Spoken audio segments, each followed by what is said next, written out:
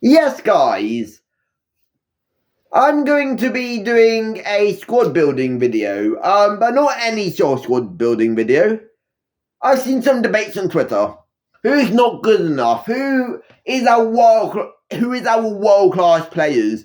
Who is good enough to make the squad, etc. for the future? Who in this Chelsea squad right now, in my eyes, is good enough to win us trophies like the Champions League, like the Premier League, like FA Cups, like even the Carabao Cup, which we have a chance of winning, by the way. But who is actually good enough? Who can we go? Who can we go and be like, oh yeah, no, this guy's going to be with us till 2032, and he's going to win a bunch of trophies. He will be a key reason why. But so yeah, we're going to squad build. And we're going to start in goal. We're going to go centre backs, then left back, then right back, then left back. Then we're going to do the midfield pivot. Then we're going to do the 10. Then we're going to do the wingers. And then we're going to do the striker. And then we might touch on some depth as well. So yeah, in goal, I'm going to go with Mike Penders. But I wouldn't be surprised if Robert Sanchez is here for another 2-3 seasons. Mike Penders is our long-term option. He has world-class potential. He is definitely good enough down the line. He is definitely good enough for midway through next season competing with Robert Sanchez. He is 100% good enough.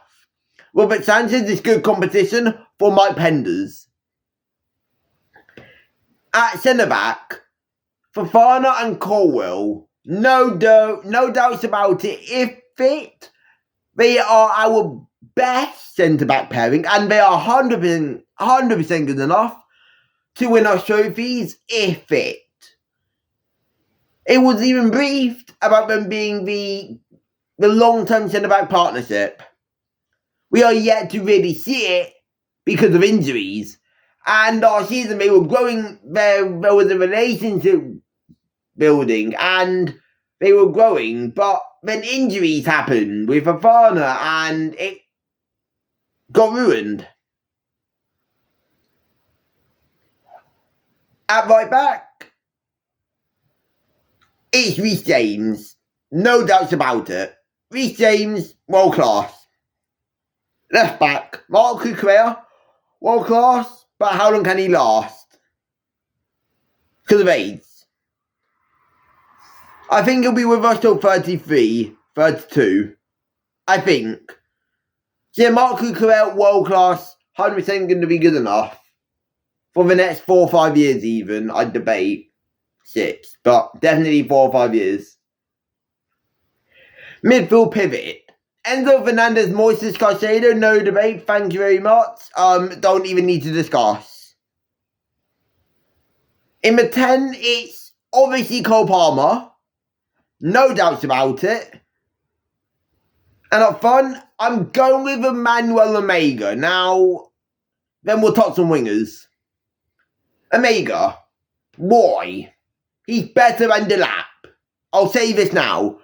And I have a good sense for a good striker. He's better than Delap. He can finish. He actually makes good runs. He's physical. And he doesn't get silly red cards. And wings. Right wing is obviously Esteban or Neto. And I'm going to go with Neto till Esteban's ready to take the full starting spot. But obviously it's going to be Esteban long term. On the left, Garnacho and Quenda. Wings. Sorted. Sell Gittins. Because I don't see a spot for him when Quenda arrives. I don't. I will have sell one and I see Gittins being the one more sold. I don't see him selling Neto and I do not see him selling Esteban. And I know they rate Neto. I know that they rate Garnacho. Gittins is probably last in the pecking order. So yeah, sell Gittins. Have Quenda and Garnacho on the left. Neto, Esteban on the right. And I think they're good enough. Now, the squad I just laid out is good enough. Now, let's look at depth. I obviously did say goalkeepers already, and I did say wingers. So we're going to go through the rest of it. Centre-back depth. This is hard, because I'd want to say Tostin, but then tonight, I'm like, nah. So I'm going to go with Saliba and Tossin at the... Sorry, no. Saliba and Josh at Champong. Any questions? I don't think so. Also, Ordonez, he's not going to be coming in as a backup centre-back at the age of 18, mate. Okay, so he's going to spend a few seasons on loan. But, any questions? I don't think there's any debates over that. Sure, we could sell Saliba, getting another centre-back who's on the level. Maybe a left-sided centre-back. Badisil and Tossin? No. Badisil we can debate. As a squad option? Sure. But that's a debate. And I could go into a whole other video about centre-back options and Badisil or whatever. Left-back, Joel Hato. It's ever so obvious. But I do think Joel Hato needs a loan. But I do think Joel Hato is the guy. Back at right back, Malo Gusto. He's actually had a pretty decent season. He's always been a good right back depth option. No one's been pissed off about him. I've not really been pissed off about him. He's actually been looking quite good again recently. So yeah, keep up, and he'll be a really solid backup right back option. In terms of the midfield pivot, Lavia, Asugo, Andre Santos, there's enough midfield depth there.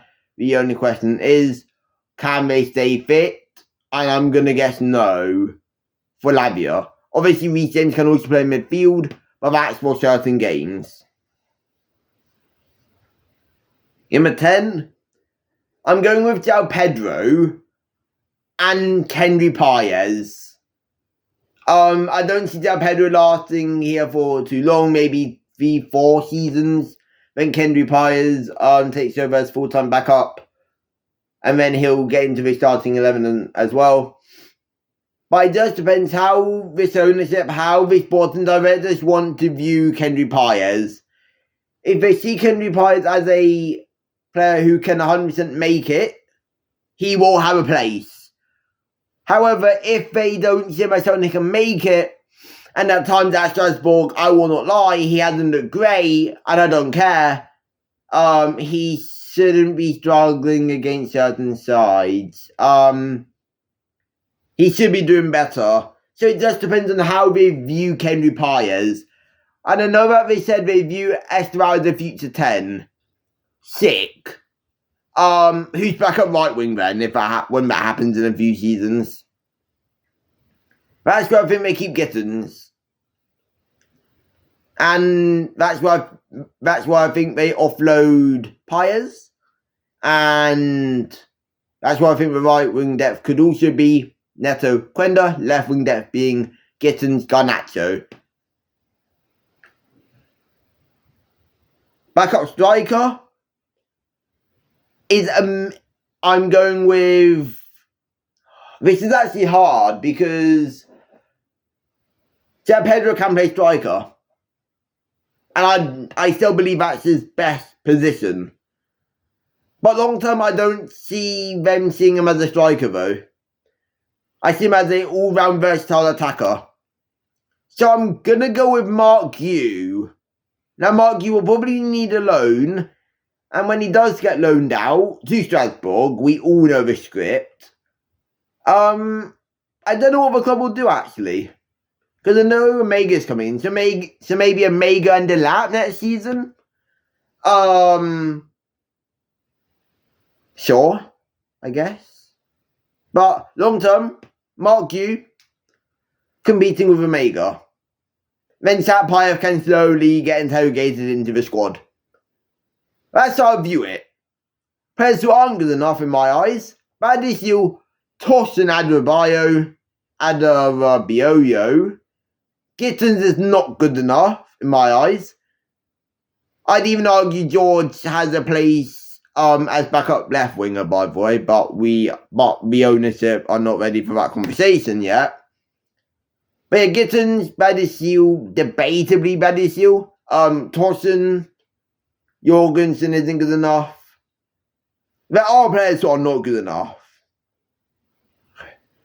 who just shouldn't touch a Chelsea shirt, or shouldn't touch the pitch at Stamford Bridge on a Chelsea team sheet, wearing a Chelsea shirt. Yeah, I hope you guys did enjoy this. Different type of video. Just thought I would give our opinions on some of the debates. Your Chelsea versus Bournemouth preview will be out Friday night. I don't know when I'm even uploading this. It will definitely be before the Bournemouth preview. Might even try squeeze this in on the Thursday. Since I have to film the A-League Match Week 7 preview, which includes the New Zealand Derby, and then I also have to film the Premier League Roundup.